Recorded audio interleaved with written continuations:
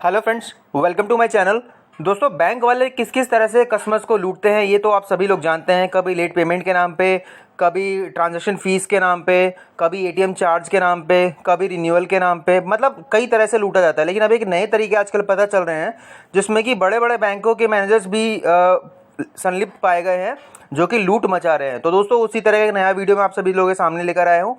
इस न्यूज़ का लिंक दोस्तों डिस्क्रिप्शन में दे दूंगा, वहाँ से भी जाके पढ़ लीजिएगा। बाकी मैं आपको कवर कर लेता हूँ कि कैसे मरे हुए लोगों को ये बैंक वाले साले बैंक मैनेजर जिंदा कर देते हैं और उनके खाते का पैसा अपनी बीवी के अकाउंट में, अपने रिश्तेदारों के अकाउंट में हराम का पैसा समझ के अपने जानने वालों के अकाउंट में जमा कराते हैं और पैसा लूटने की कोशिश करते हैं। तो चलिए न्यूज़ स्टार्ट करते हैं। दोस्तों, न्यूज़ छपी है दैनिक भास्कर में। मुर्दे भी चलाते हैं बैंक खाता, एचएसबीसी बैंक के अधिकारियों का फर्जीवाड़ा।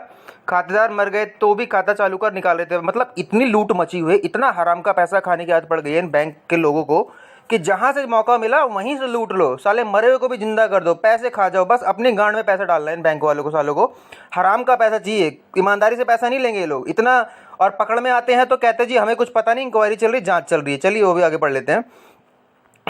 मुंबई के बोरीवली पुलिस स्टेशन में दर्ज किया गया है मामला। बैंक मैनेजर ने केवाईसी में भी गलत फार्म जानकारी भर कर दिया, अपडेट कर दिया।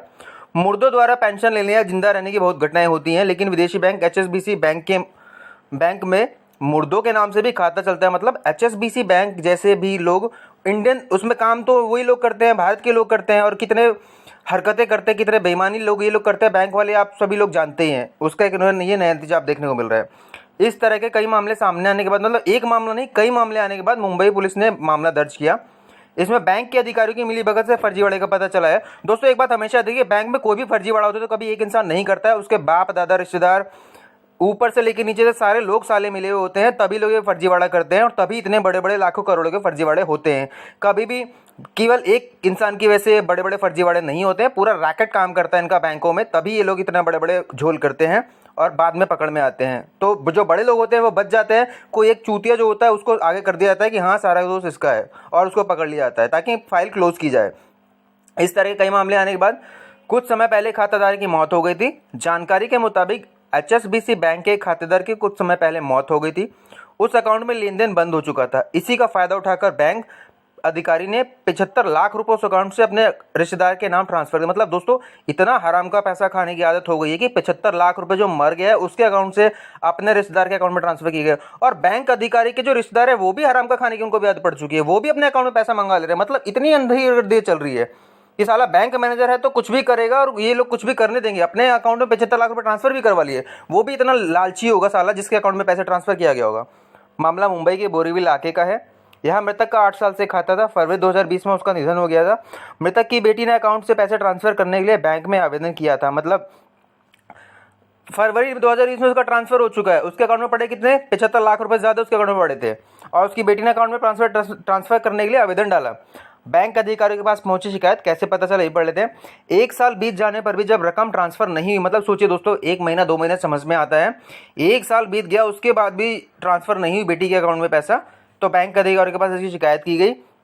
बैंक को इस पर शक हुआ तो 1 साल में पैसा ट्रांसफर क्यों नहीं हुआ। बैंक ने जांच की तो इसी तरह का एक और अकाउंट का मामला सामने, मतलब 75 लाख के चक्कर में एक और मामला पकड़ में आया। उसमें क्या पता चला, एंथोनी नाम के इस शख्स के खाते से 53,95,000 रुपए गायब कर, मतलब लाखों में गायब किया जा रहा है। 75 लाख, 53 लाख, 54 लाख, मतलब हराम का खाने की गंदी वाली आदत पड़ गई बैंक वालों को भी। पहले मृतक के खाते में जिस खाते से पैसा ट्रांसफर किया गया था, पता चला बैंक के सर्विस मैनेजर टिंकू नलवा। अभी कुछ दिनों पहले एक चोमू का पकड़ में आया था, जो बिहार का चोमू था, बैंक का ही मैनेजर था, उसने करोड़ों का गबन किया था। और ये टिंकू नलवा, एक नया चोमू पकड़ में आया है जो कि एचएसबीसी बैंक का है, मैनेजर है टिंकू नलवा। ये नाम याद रखिए, तो नाम भी चोमू वाला है, टिंकू नलवा, जिसने ये गबन किया है। आगे पढ़ लेते हैं। दूसरे खाते में भी किया गया फर्जीवाड़ा। शक होने पर बैंक ने दूसरे मृतक एंथोनी के पते पर जब कर्मचारी को साइन करने के लिए भेजा तो पता चला कि एंथोनी की मौत 2015 में हो चुकी है। मतलब 2015 में बंदा मर चुका है और उसके अकाउंट से 53 लाख रुपए निकाल लिए गए, और इसके बाद भी 6 साल तक उसके खाते को चलाया गया है। मतलब 2015 में मौत हो चुकी है, बट 2021 तक भी खाता उसको चल रहा है। बैंक ने खाते की जांच की तो पता चला उसकी मौत के 3 साल बाद उसके खाते से 21,50,000 रुपये निकाल गए। सोचिए दोस्तों, मरे हुए लोगों को अभी खून चूस ले रहे हैं ये लोग, इतने मादर चादर मोद लोग हैं ये लोग।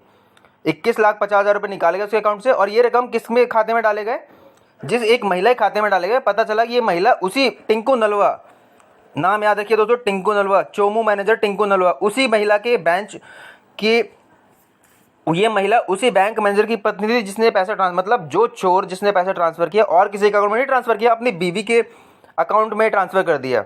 मतलब इतने भूखे नंगे लोग हो रखे हैं इस टाइम, ब्रांच मैनेजर वाले भी हराम का पैसा खाने के लिए।